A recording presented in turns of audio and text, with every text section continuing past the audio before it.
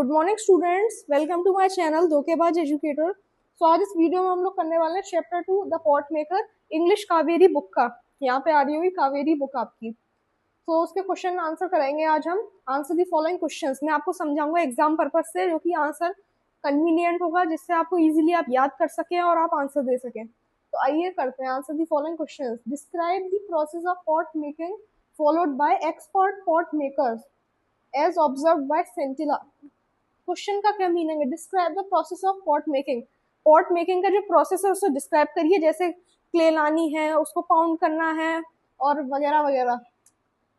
Bye expert pot maker, जो कि expert pot maker करते हैं। एज ऑब्जर्व बाय सेंटिला, जो कि सेंटिला ने देखा। आइए अब इसका वो देखते हैं आंसर। स्टूडेंट्स, आंसर क्या है इसका? Sentila observe that expert pot makers. Sentila ने ऑब्जर्व किया कि जो expert pot maker first collect clay from the river bank. River bank से वो पहले क्ले इकट्ठी करते हैं and mix it with water, और पानी में उसे मिला देते हैं। The clay was softened by pounding it. Pounding का मीनिंग होता है रिपीटेड बीटिंग। ये है आपका वर्ड मीनिंग। उसको फिर पाउंड किया जाता है पानी में डालने के बाद। It then shaped into pots on a rotating wheel.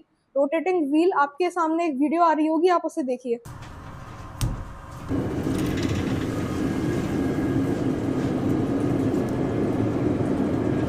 Students, video देखी होगी आपने, उसमें कैसे पाउंड करते हैं रोटेटिंग व्हील पे, शेप कैसे देते हैं।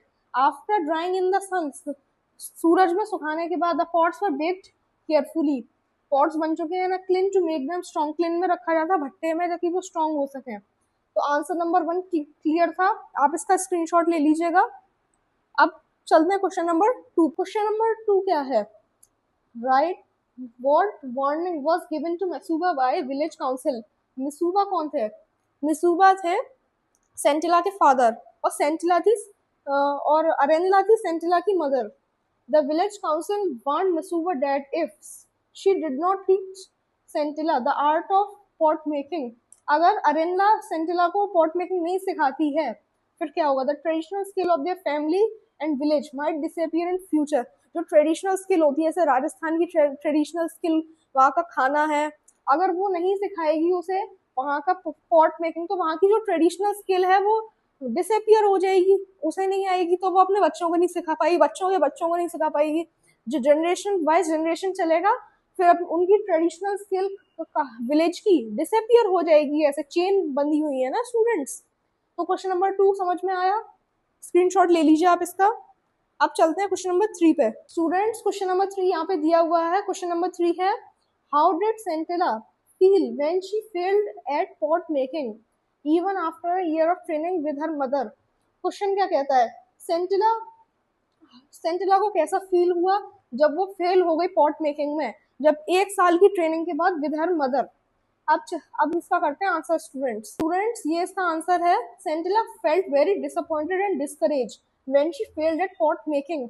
इस फ्रेज का मीनिंग है सेंटिला बहुत डिसअपॉइंटेड हो गई, डिस्करेज हो गई when she failed at pot making, जब वो पॉट नहीं बना पाई, फेल हो गई। After a year of training with her mother, जबकि उसने 1 साल तक अपनी माँ के साथ ट्रेनिंग की थी। she became upset because despite all her hard work and practice she could not make perfect pots like the expert pot maker।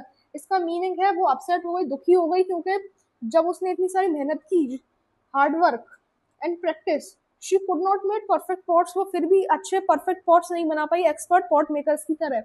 आप इसका स्क्रीनशॉट ले सकते हैं। अब करते हैं क्वेश्चन नंबर 4। क्वेश्चन नंबर 4 क्या है?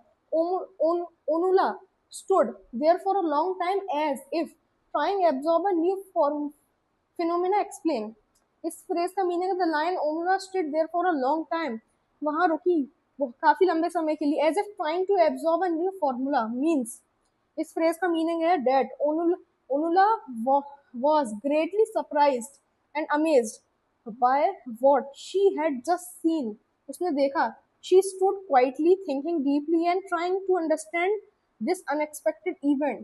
Scintilla's skill and determination pot making seemed like something new and extraordinary to her। इसमें कुछ स्टूडेंट्स एक्सप्लेनेशन वाला था नहीं, तो इसका आप स्क्रीनशॉट ले सकते हैं। अब करते हैं क्वेश्चन नंबर 5। नंबर 5 का क्वेश्चन क्या कह रहा है?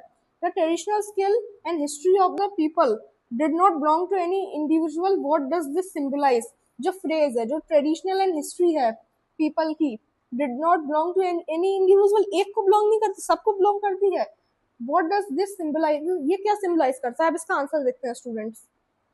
It symbolizes that the tradition and history of a community belong to everyone, not to one person. ये symbolize करता है tradition and history of a community belong to everyone. ये जो ट्रेडिशनल स्किल है कम्युनिटी की, वो सबको बिलोंग करती है, एक पर्सन को नहीं करती है। जैसे राजस्थान के जो लोग हैं, वहाँ का फूड और जो ट्रेडिशन है वो किसी एक पर्सन को बिलोंग नहीं करेगा, वहाँ पे जितने भी रह रहे हैं उस पर्टिकुलर एरिया में उनको बिलोंग करेगा। They should be preserved and passed on to future generation. जो स्किल है प्रिजर्व होनी चाहिए और फ्यूचर जनरेशन को पास करनी चाहिए। जैसे सेंटिला की बेटी हुई या बेटा हुआ, जो भी है, वो उसको भी पॉट मेकिंग सिखाए, जिससे वो ट्रेडिशनल स्किल है वो डिसअपियर भी नहीं होगी, वो प्रिजर्व रहेगी।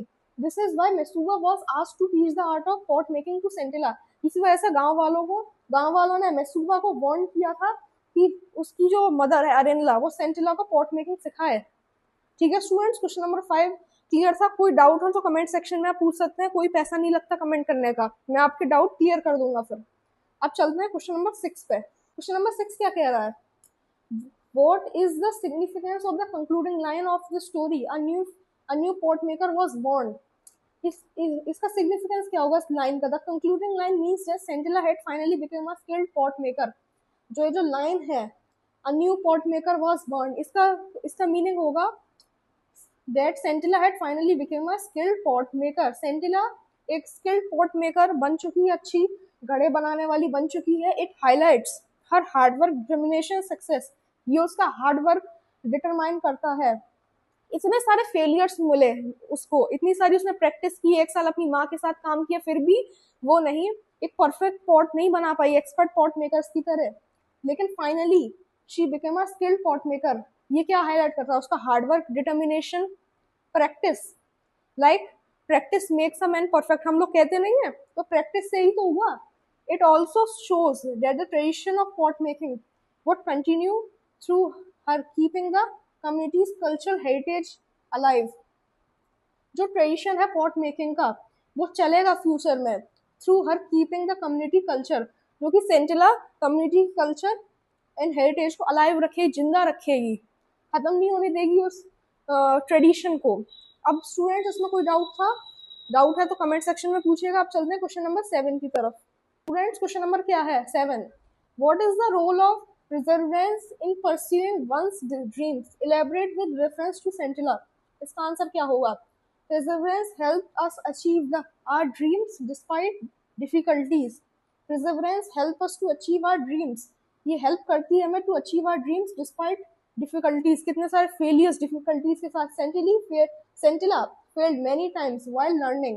कई बार फेल हुई, एक साल की मेहनत करने के बाद भी वो फेल हुई pot making, but she did not give up. पर उसने गिव अप नहीं किया, उसने फिर कंटिन्यूअसली मेहनत की, तभी तो वो एक एक्सपर्ट पॉट मेकर बनी। थ्रू कंटिन्यूअस प्रैक्टिस, यही तो लिखा है यहाँ पे, तो कंटिन्यूअस प्रैक्टिस एंड डिटर्मिनेशन, लगाव, अच्छे से एकदम कीनली काम करना, फुल कंसंट्रेशन के साथ। She finally became a skilled pot maker and fulfilled her dreams. वो फाइनली एक स्किल्ड पॉट मेकर बन गई और उसने अपने ड्रीम को फुलफिल कर लिया। यही तो समरी थी लास्ट में। स्टूडेंट्स क्वेश्चन आंसर में कोई डाउट है तो आप पूछिएगा कमेंट सेक्शन में। आज के वीडियो में सिर्फ इतना ही, मिलते हैं आपसे किसी न्यू वीडियो में, तब तक के लिए स्टूडेंट्स बाय।